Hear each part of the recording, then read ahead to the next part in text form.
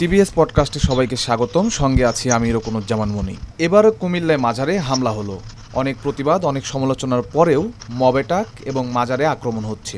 এটা কি দেশের আইন শৃঙ্খলার সমস্যা, নাকি পুরোটাই রাজনৈতিক? নাকি অনেকেই যেমন বলেন দেশে উগ্রপন্থার বিস্তার ঘটছে, এটা তারই বহিঃপ্রকাশ? আজ আমরা এইসব বিষয়ে কথা বলবো। আমাদের সঙ্গে আলোচক হিসেবে যুক্ত আছেন সাংস্কৃতিক কর্মী ও শিল্পী বিথি ঘোষ। আপনাকে স্বাগতম।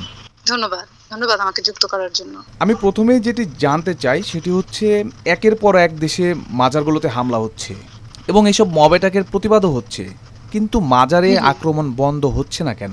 এই প্রসঙ্গটা এসছে আসলে আমরা যখন নাকি জুলাই আন্দোলনের ঠিক পরবর্তীতে আমরা যখন নাকি নতুন করে দেশকে স্বৈরাচার মুক্ত করে একটি বৈষম্যহীন সমাজ নির্মাণের জন্য আমরা যখন আশায় বুক বাঁধছি বা কাজের নতুন প্রেরণা এবং নতুন কাজের পরিকল্পনা করতে যাচ্ছি, ঠিক সেই সময় আমাদের আসলে যেই প্রথম যে ধাক্কাটা আমরা খেলাম সেটা হচ্ছে যে লাগাতার আমরা দেখলাম যে মাজারগুলোতে আক্রমণ হচ্ছে।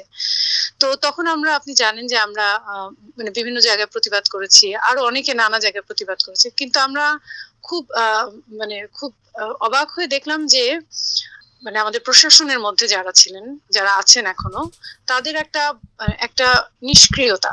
এই নিষ্ক্রিয়তা দেখে আমরা খুবই হতভম্ব হয়ে যাই। আমরা ধরে নিয়েছিলাম যে এটা হয়তো সেই সময়ের একটা কি বলে একটা গোলমেলে পরিস্থিতি। সেখানে একটা নতুন যারা সরকার ব্যবস্থা এলেন তারা অনেকেই এই ধরনের কোনো পরিস্থিতির মোকাবেলা করেননি আগে, হয়তো নতুন বলে তাদের মধ্যে সেটা। তো আমরা ভেবেছিলাম যে আমরা সামাজিকভাবে যদি প্রতিরোধ করতে থাকি অন্তত, এবং আপনি জানেন যে পুলিশ প্রশাসনে একটা ভয়ঙ্কর ভাবে দীর্ঘদিন পর্যন্ত থানাগুলো অচল ছিল। তো আমরা সেটা ভেবেছি যে হয়তো আমরা ধীরে ধীরে এটা কাটিয়ে উঠবো। কিন্তু 1 বছর হয়ে গেল, আমরা দেখতে পাচ্ছি যে সেটা তো কমেনি, বরঞ্চ সেটা ক্রমাগত চলছে।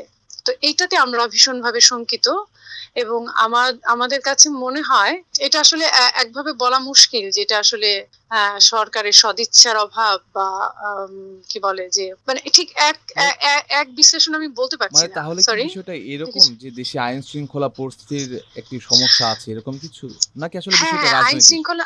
আইন শৃঙ্খলা পরিস্থিতির তো আছেই, সেই সাথে বিচারহীনতা সংস্কৃতি। এবং দেখেন, এগুলো প্রত্যেকটা কিন্তু একটার সাথে একটা জড়িত। রাজনীতি কিন্তু এগুলোর বাইরের কিছু না। তো আমরা বিগত সরকারে দেখেছি যে কিভাবে রাজনীতি প্রশাসন একেবারে একাকার হয়ে গেছে। সেই থেকে কিন্তু আমরা বেরোতে পারিনি।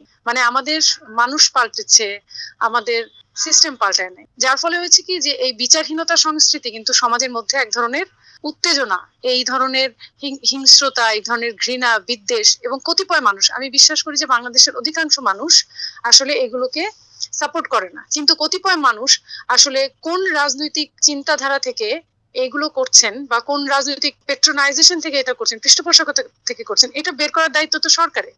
এখন সরকারে যারা আছেন, যারা আইন শৃঙ্খলা প্রণয়ন করছেন বা আইন শৃঙ্খলা রক্ষা করছেন, তারা যখন ইনঅ্যাক্টিভ থাকেন তখন তো আমাদের মধ্যে প্রশ্ন জাগে, তাহলে কি এটা রাজনৈতিক? আমিও আপনার মতো সমানভাবেই ভাবছি যে এটা কি আসলে রাজনৈতিক কিনা। আজকে আপনারা মাজারে হামলার বিরুদ্ধে একটি সংবাদ সম্মেলন করলেন। আমরা একটু জানতে চাই, দেশে অনেকে বলছেন যে দেশে উগ্রপন্থার বিস্তার ঘটছে। আপনারাও কি মনে করেন যে দেশে আসলে উগ্র দক্ষিণপন্থার বিস্তার ঘটছে কিনা? আমরা আজকে যে একটা হলো কি বলে সংবাদ সম্মেলন হলো, সেটা মাজার এবং চলমান যে আসন্ন দুর্গাপূজাকে কেন্দ্র করে আমাদের যে আশঙ্কা, এবং আমরা বিগত আওয়ামী লীগ আমলেও দেখেছি যে পূজা আসলেই মন্দিরগুলোর উপর হামলা হচ্ছে।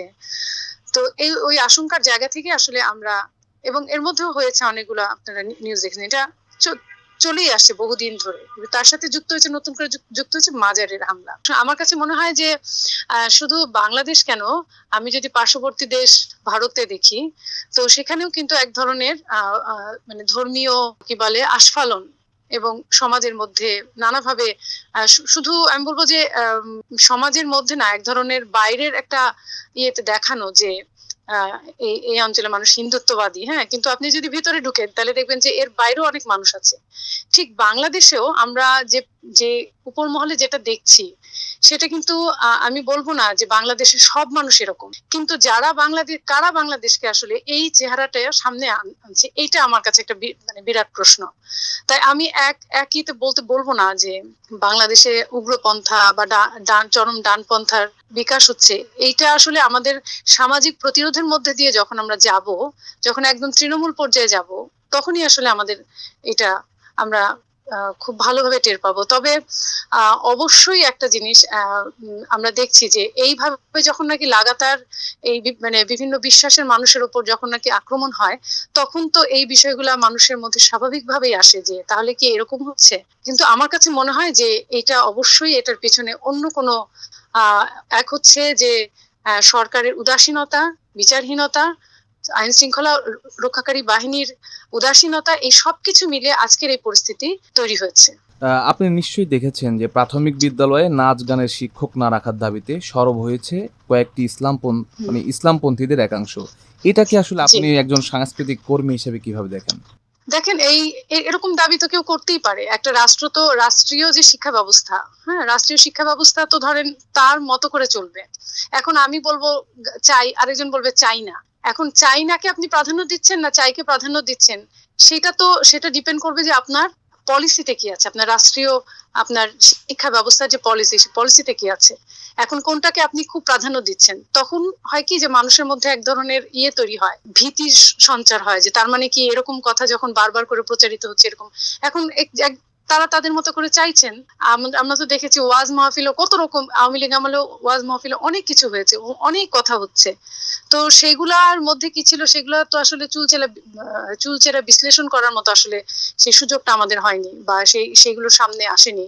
এখন যেগুলো সামনে আনা হচ্ছে, সব মিলিয়ে আমি মনে করি, যদি আপনি আমাকে জিজ্ঞেস করেন যে সাংস্কৃতিক কর্মী হিসেবে আমি কি চাই, আমি তো অবশ্যই মনে করি যে আমাদের যে কোনো মানসিক বিকাশে বলেন, একটা শিশুর মনস্তত্ত্বের বিকাশে, তার পার্শ্ব শিক্ষা, তার সহশিক্ষা, যে তাকে নানাভাবে সহায়তা করে, সেটা গান হতে পারে, ছবি আঁকা হতে পারে, নাচ হতে পারে, আবৃত্তি হতে পারে। এগুলো কোনোভাবেই আসলে বাধ্যতামূলক করারও যেমন কিছু নাই। একজনের গান গাইতে ইচ্ছা করছে, আরেকজন হয়তো কবিতা আবৃত্তি করবে, এটাই স্বাভাবিক। কিন্তু বাতিল করে দেয়া, এটা কখনোই কোনো সুনাগরিকের দাবি হতে পারে না।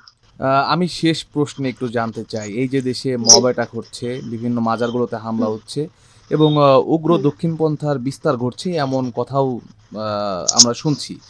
এই সার্বিক যে পরিস্থিতিগুলো দেশে এই মুহূর্তে বিরাজমান, এই পরিস্থিতি থেকে আসলে উত্তরণের উপায়টা কি? এই পরিস্থিতি থেকে উত্তরণের উপায় হচ্ছে, ঠিক 5 তারিখে আমরা যেভাবে ঢল নেমেছিল মানুষে, 4 তারিখে আমরা দেখেছি, 3 তারিখে ধ্রুবযাত্রায় দেখেছি।